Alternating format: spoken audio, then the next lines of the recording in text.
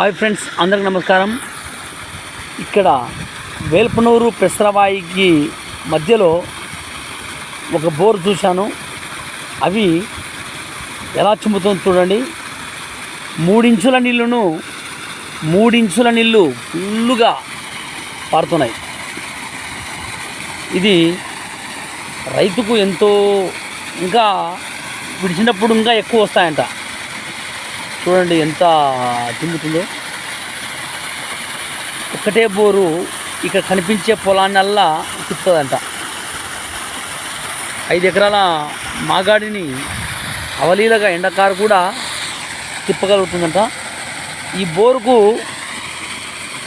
Plus point ఏదంటే, ఇక్కడ కనిపించే జమ్మి చెట్టు ఊడలో నీళ్ళు ఎక్కువ పడతాయని అంటారు పెద్దలు.